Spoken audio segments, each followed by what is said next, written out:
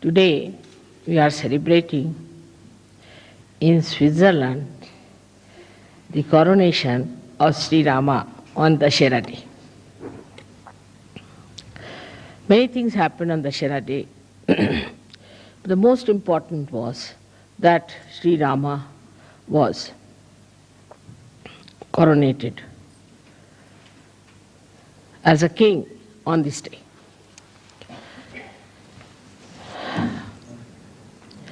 He also killed Ravana on this day.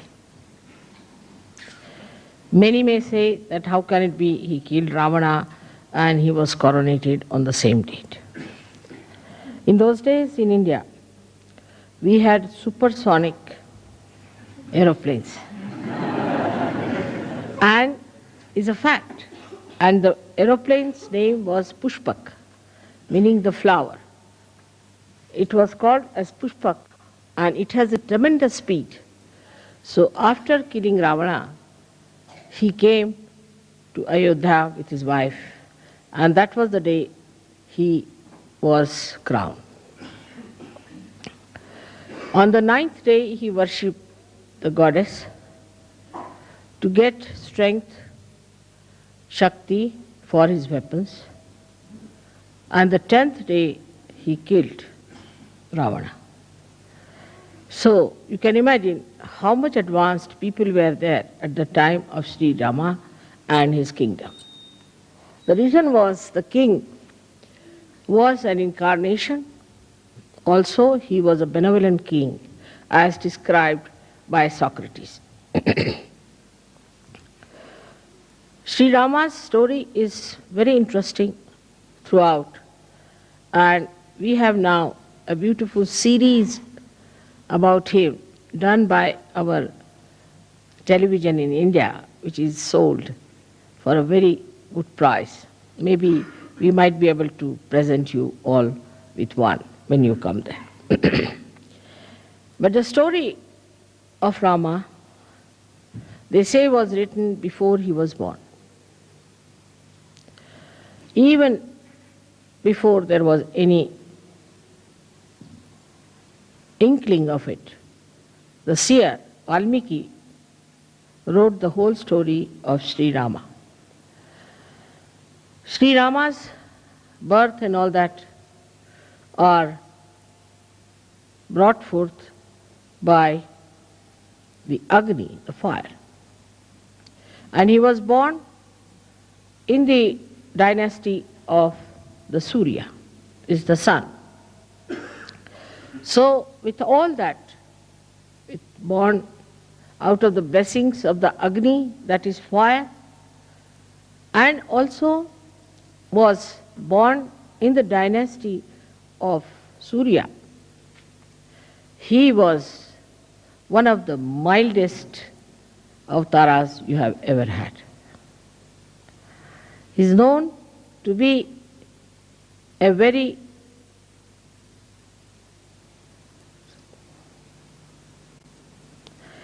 English language, formal person, in the sense, Sankoch, that he would go to any extent to bear upon himself the problems than to tell others to do something. We still had many people in India like that. Like we had one Prime Minister, Lal Bahadur Shastri. And if he was sitting in the room and there are people sitting and this electricity was on somehow, say by light or something, and he wants to put it off, he would not ask anyone to put it off. Slowly he'll get up from his seat, walk up to the switch and just put it off, so that he shouldn't ask for it. This is one of the greatest quality of Shri Ram, that he would not make anyone do anything for him or order anything or would use someone for their purpose. See, he was the blessing of fire and born in the Surya. But what we find, those people who are born maybe in very lowly families, in the negative families, the left-sided as you can call it, with all kinds of problems, have a terrible agya and a terrible Surya in them. The person who is born in the Surya has to be extremely humble. He is the one who shows that nothing can affect, nothing can make him feel that he is something great. Now, when we see his life further, he was a very humble man.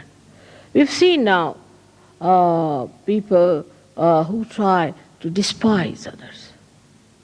I don't like you. I don't like. It's not good. It's very difficult. It's a sign that such a person is extremely low in character. Has no character at all, but is low in character. Anybody who has any character is shown by the tolerance he has of other people. Intolerance is a sign of a person who is extremely egoistical and is vain, there's vanity. Shri Rama was so much loved by the people where he ruled in that state, and he had the most beautiful wife of the most venerated father Janaka, and who was the beloved son of his father. But he was such an humble man that in all his character you see the beauty. Like he was going by a little boat when he went for his exile. And the one who was taking him was an ordinary boatman. And the boatman was feeling very much upset that he's sitting before the king of Ayodhya and he doesn't have proper clothes. So Shri Rama, who was himself, was wearing nothing but valkalas, are the clothes which are worn by the village people or worn by the people who live in the primitive areas, only kind of leaves that they have. He had to wear that because his mother, the stepmother, asked for that kind of a boon from the father. And then Shri Rama just told him, "Why are you worried? I'm wearing this, I'm no more a king. I'm sitting before you like this. You should be quite comforted. And I really don't know how to steer the boat, while you know how to steer the boat. So why should you be worried?" Like that, he kept even the people who we would call as low in society at a very high pedestal. Which shows that he respected human beings. He himself is called as Maryada Purushottama. Means he was the one who knew how far to go with someone, Maryada. How to talk to someone, how to approach someone. While we find people who misbehave, even with their husbands, with their wives, with their children, with everyone, and also outside they are about to jump on others. That's absolutely against Rama. It's like Ravana. Even Ravana was not like this. He was also of not that nature. Because he had certain dharmas within him. He was a realized soul, but he had become a Rakshasa because he became arrogant. But even his arrogance cannot be matched with many modern people and modern girls and men that I hear and see, that it is surprising they have really surpassed Ravana. Ravana only had 10 heads, but sometimes I feel that the modern men might have, or the women especially, might have 108 heads.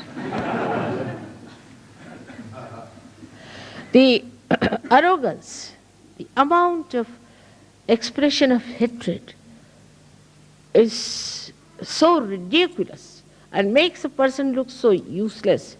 But I see such people very common, and in Sahaja Yoga also they crawl somehow.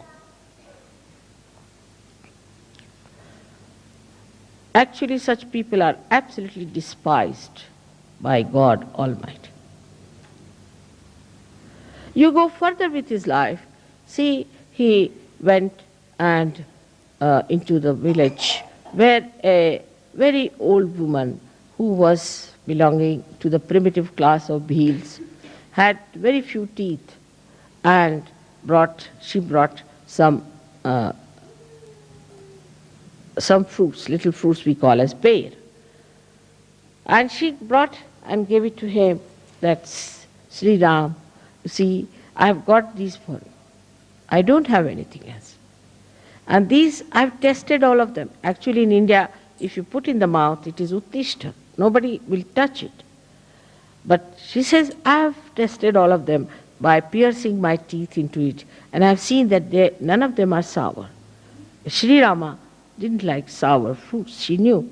So none of them are sour, and you can have them. I mean, in a way, if it is done to somebody in the West, they will hit you hard.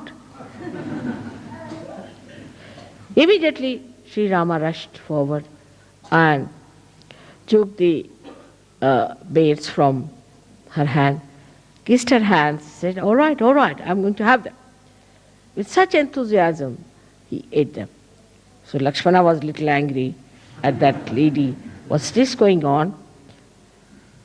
So Sita ji said, oh, do you like them very much? She said, yes, but I'm not going to give you anything. She said, no, I'm your half body, you have to give me. So he gave some to Sita ji. So Sita ji ate, what a thing, it's like nectar of heaven I'm eating. So Lakshmana felt very jealous. He said, sister-in-law, can I not have a little of it? He said, no, I can't give you. You ask your brother. I'm not going to give you. I have a very little share. Why don't you ask your brother? So he goes to his brother. He said, can I have some more? So Shri Rama smiled and gave him that bear, which was eaten or touched or was pierced by the teeth of a primitive woman who is actually an outcast according to the Brahmanic laws of India. The sweetness of Shri Rama, the way he used to make people feel comfortable. Like, I would say, an example of a oyster who gets a little stone into the body of the shell, takes out a kind of a shiny liquid and covers it with that shiny liquid and makes it into a pearl to be comfortable. Now, he didn't want his own comfort. Rama a little bit different, that he wanted to make everyone into a diamond or a pearl so that the other person would shine and would look nice. And that's how he felt comforted. His qualities, if you have to imbibe, first of all, we have to understand the innate situation of Shri Rama. Shri Rama is placed on the right hand side of your heart. Right hand side, right heart. He is placed there. Now, in a human being, there is no right heart. If you tell somebody there's right heart, they'll say, what? There are 2 hearts or 3 hearts? In our Sahaja Yoga, we have 3 hearts. One is the left, another is the right, and one is the center. Now, the right heart is a very important thing. The right heart looks after the whole lungs, both the lungs, or the throat, the trachea, the nose, the inner part. The outer side is looked after. We can say the features are given by Sri Krishna. But the inner part of it is all done by Shri Rama. They are the same. But one acts as in the inner part, the another as the outer part. It gives you the ears. From the inner part, Sri Rama does. He gives you the eyes in the inner part of the eyes. Now, it's so important to have the inner side all right and the outer side. It's an example of Sri Rama. He never cared for the outer side or the outward looks of a person. Because he came before Sri Krishna, he tried to build up the inner side of a human being. So we can say, though he is on the right heart, he acts through your Hamsa Chakra and partly through your Vishuddhi Chakra in the inner side of it. Because Sri Krishna, in the inner side of it, is Shri Ram, is Shri Vishnu. So, when somebody is, say, not good looking according to the Western standard, according to me, the Western standards are rather funny. Because Western standards don't look like, neither like Krishna or Sri Rama. The person like Sri Rama was a very healthy, tall person with his hands up to the knees. Ajanubhav. He is the one who has Ajanubhav. And he was plump. Both of them were plump. They had to be plump people because they were, though they were born of the Agni, he was born of the Agni, but the water is the main element of Sri Vishnu. So they were all plump people. They were not thin like sticks, as today's modern ideas are, to be thin like sticks and like TB patients. But it doesn't mean all plump people are good. We always logically think that plump people are, if mother says so, then plump people are good. It's not the point. The inner side of it, I'm saying. The inner side of it is just the opposite. Inner side of it is absolutely beautiful and absolutely full of love, affection and warmth. A person who doesn't have these things is a sign of a person who is not a sajjak, first of all. A person who is very loud, talks loudly, speaks loudly, laughs at wrong places, must be half mad, but cannot be a sajjak. See, the softness of Sri Rama goes to the extremes where I call the Sankocha the formality, the formal. But it is in English language, formal is not the word, Sankoch. He was once, when he was fighting Ravana, he was taking out with his arrow his 10 heads one after another. And if he took out one, then took out the second, the first one would come back. So because he had a kind of a blessing that nobody can kill him by hitting him on his head. So Lakshmana says, you know for definite that this Ravana cannot be killed by hitting on his head. So why don't you hit him in his heart? So he said, the reason is this, that just now in his heart is Mahalakshmi, the Sita. Sita is sitting in his heart. And how can I hit him on his heart? Because she's there, she might be hurt. So what's the use of hitting on the head, he said. He said, because once I start hitting him on the head fast, his attention will go there. As soon as his attention will go into his head, then I can hit him on his heart. See the Sankoch. See the Sankoch, the way he talked. Now we have, see now what's wrong with you? Why are you all the time smiling and like that? Why can't you keep quiet? What is there to smile about certain things where you don't have to smile? Keep quiet. Now, then what happened? That he was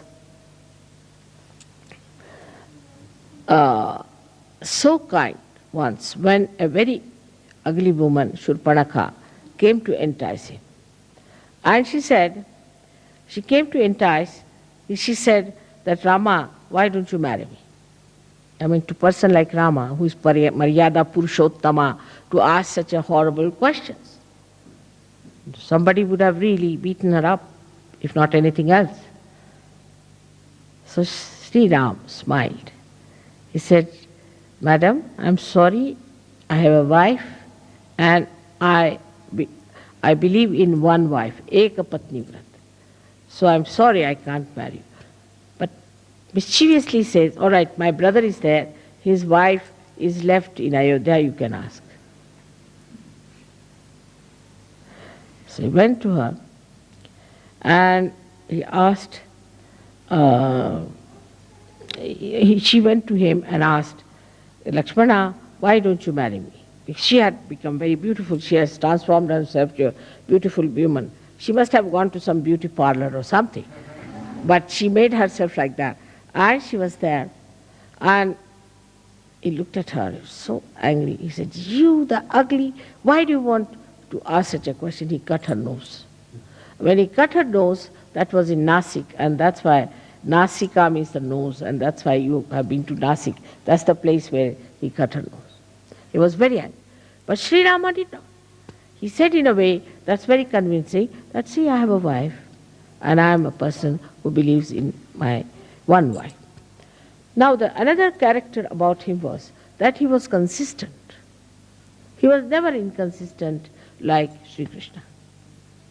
Sri Krishna was a diplomat, and diplomacy is in being inconsistent. Sri Krishna's style was different. But why? What's the matter with you? Why? What is it? You come and sit here, this side. Come along, Tina. Come and sit on the other side. Why do you talk to her? Go and sit at the back. Go. She's already given me a very bad time in Pune. And now here she is. While I'm talking, please don't talk to each other. This is the least you can do to me. Have you seen any Indians behaving like this?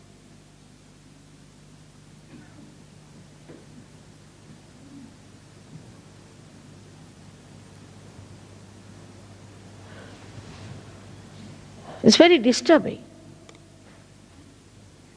I'm concentrating on you while you are not concentrating on me. It's all right when there's a joke, something you laugh, but what's the need to talk to each other? I can't understand.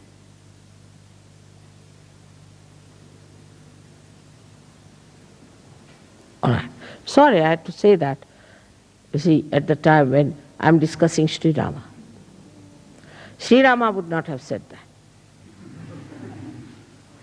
But in Sahaja Yoga, you can't carry on like Shri Rama. Sometimes you have to be like Parshurama also. Otherwise, things don't work out. Now, when it went ahead with it in his character, which was so beautiful, that you find he was such a consistent person. Whatever he said, all the life, he carried that. For example, he said, I'm the one who believes in one wife, Eka Patni Vrat. Now, he had a very nice wife, no doubt, very beautiful wife, but she had gone to Ravana and he was left alone. When they wanted to start a kind of a yajna called as Rajasuya Yajna, which was meant to be the conquering the whole world. Then they asked him, you have to marry because you have to have your wife. They said, no, I can't marry because nobody could be like my wife and I can't marry. I can forego this kind of a yajna, but I can't marry again. So then they said, all right, there's only one thing you can do is to make a statue of Sita in gold. And you have to use her, that statue, as a wife representing. He said, that I will agree. He took away all his ornaments, everything, and made that statue, and he did this again. So whatever he said, he followed thoroughly. In his dharma, he was perfect. Another incident is that when Sita was lost, he never slept. He never slept on a bed, always on the Mother Earth. Never slept on a bed, always on the Mother Earth. The pain he had of his wife is very well described by all the poets of India. And when Sita left him ultimately, in a very mysterious way, she just disappeared in the Mother Earth, because Mother Earth had given her birth. So she disappeared into Mother Earth. Then Shri Rama became absolutely lost, and he jumped in the river Sharayu and disappeared in the water element from where he had come. Now this man had to give up his wife.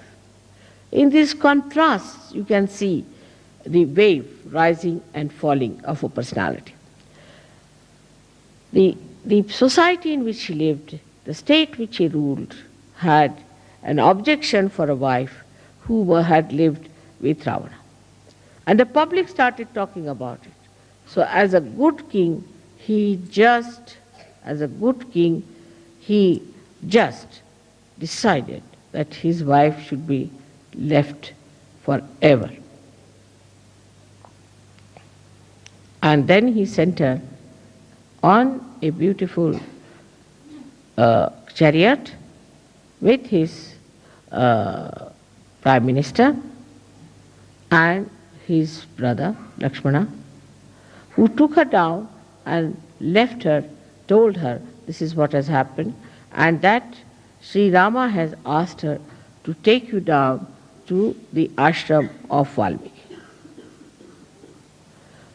As a result of that, she got very upset, and she said, she was Adi Shakti, so she didn't have to bother. She said, you just leave me here. Very self-respecting person. She didn't say, no, I'll come to him, or I'll sue him, I'll go in the courts, get all his money, how dare he throw me out. Nothing of the kind. That's the grace of a woman. Graciously, she said, all right, now you have listened to your brother, I'm your sister-in-law elder too.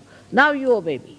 And I tell you, as your sister-in-law, that you can now go, leave me here alone, and I don't want you to go any further with me to deport me with somebody. And she was pregnant. Here, if it happens, of course, horrible things can happen. But in India, if such a thing happens, the wife will kill herself, or she won't be able to bear it. I think both things are just the same in escape. If there's no aggression, then there is recession. But she said, no, I have to give birth to these two children. I can look after myself. All right, graciously he's done it, I have nothing. And please tell him not to worry about me. And she told Shri Rama, Shri Lakshmana, that all right, you look after him. That's all I want. And she told the chief minister, the mantri, that you must look after the kingdom. See the dignity, see the balance, see the character, the personality of Shri Ram. He was called as Maryada Purushottama. And look at his wife. She was equal to him in every way. When she was kept by Ravana. Ravana was so frightened of her Shakti that he would not touch her. He used to frighten her. Say, I'll do this to you, the women of India, I'll do this to the women of the world, I'll do that kind of a horrible thing, I'll take another birth, I'll misbehave. She said, do what you like. You cannot touch me. He could not touch her hand. He was so frightened. And when Hanumana brought the ring of Shri Rama and presented to her and said that this is the ring of Shri Rama. She said, yes, I know. How is he? He said, all right. All inquiries she had about herself. So he said, Mother, I can take you on my back. I can easily take you. You come on my back and I'll take you. She said, no, I won't go with you. It's Shri Rama who is a brave king. He should come himself, fight this Ravana, kill him because he is evil. And then I will go with him with all the glory. She was not frightened of anything. For her, the important thing was that Ravana should be killed. He is evil and he should be killed by Rama. Such a great courage for a woman. Both sides, if you see, you'll be surprised that how a woman's character is such a powerful thing. It's not a reactionary thing. My husband is like this, that's why I'm like that. Or my husband doesn't do this for me, that's why I'm like that. My husband has gone away, so I'm finished. What am I to do without my husband? Nothing of the kind. She stands on her feet. She said no to Hanumana, and she stands on her feet and she says, when Rama will come and kill this evil and remove this evil from this earth, then only he can take me with him. I won't go with you. I won't escape. I won't run away. Nothing. I am going to face it myself here. For a woman, it is too much to say, to be imprisoned in a horrible person's jail or in a place which is so dangerous for her. To say that I won't go. Whatever you may try, whatever tricks you may try, whatever you may say, I won't go. Just imagine. And Ravana was such a horrid fellow. He did all kinds of things to her, but she kept absolutely calm and quiet, waiting for her husband to come back. Can we think of such women in modern times?